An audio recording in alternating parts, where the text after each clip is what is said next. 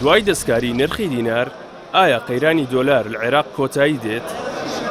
لە هەنگاوێکدا کە چاودێران پێیان وایە بە شێوەیەکی ئەرێنی ڕنگدانەوەی لە کەمکردنەوەی قەیرانی ئاڵوگۆڕی دۆلار دەبێت کە ماوەی 2 مانگە بازاڕە داراییەکانی عێراقی گرتووەتەوە.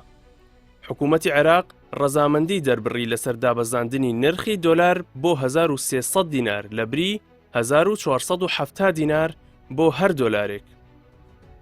پاش ئەوەی هەندێک سنووردارکردنی پەیوەست بە گواستنەوەی دارایی بووە هۆی کەمبوونەوەی نەختینە لە بازاڕەکاندا و بەرزبوونەوەی نرخی دۆلار، بانکی ناوەندی عێراق ڕایگەیاند بە نرخی نوێ مامەڵە لەگەڵ دۆلار دەکەن، دووپاتیشی کردەوە، بەردەوام دەبن لە ڕێکار و هەنگاوەکان تا ئەو کاتەی دۆلار بە پێی نرخی فەرمی ئاڵوگۆڕی دراو دادەمەزرێت.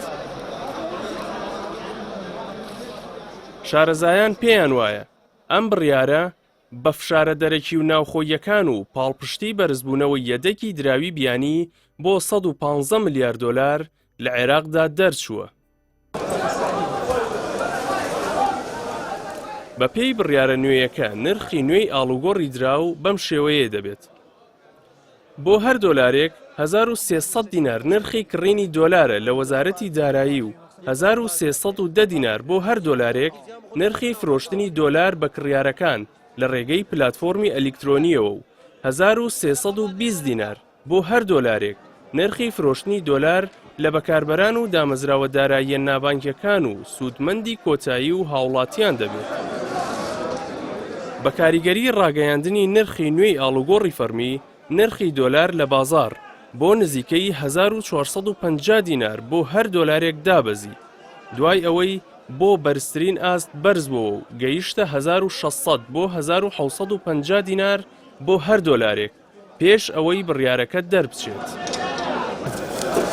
شرۆڤەکاران پێشبینی دابەزینی نرخەکان لە چەند ڕۆژی داهاتوودا دەکەن بۆ ئەوەی لە نرخی فەرمی ئاڵوگۆڕی دراو نزیک ببنەوە کە لە چوارشەمەوە پەسەند کراوە. پێچەوانەی ئەو بۆچوونەی پێی وایە تەنها کەسانێک کە خاوەن دۆلاری ئەمریکین بەرزبوونەوەی دۆلار و نزمبوونەوەی بەهاکەی کاریگەریان لەسەردادەنێت، بەڵام لەبەر ئەوەی داهاتی هاوڵاتیانی هەژار و مامناوەند و موچەخۆران بە دیناری عێراقیە بۆ دەستخستنی زۆربەی پێداویستەکانیان دەبێت پارەکانیان بە دۆلاری ئەمریکی بشکێننەوە. ئەمەش کاریگەری نەرێنی گەورەی دروست کردووە، بەڵام بڕیارەکەی بانکی ناوەندی ئاهێک بەبەریاندا دەهێنێتەوە بەو پێیەی بەرزکردنەوەی نرخی دۆلار پاشەکەوتی هاوڵاتیانی کەم کردبووە. ئەم بڕیارە بە پلەی یەکەم دەرەنجامی ئەرێنی بۆ بەکاربەرانی عێراقی دەبێت بەو پێی نرخی نوێی ئاڵوگۆڕی دراو نزیکترینە لە نرخی کۆن کە بۆ چەندین ساڵ جێی متمانە بووە بە 1200 دینار بەرانبەر بە هەر دۆلارێک، بەر لەوەی لە مانگی کانونی دووەمی 2020دا گۆڕانکاری تێدا بکرێت و ببێتە هۆی کەمبوونەوەی بەهای موچەی موچەخۆران و داهاتی کاسبکارانی نێوخۆ.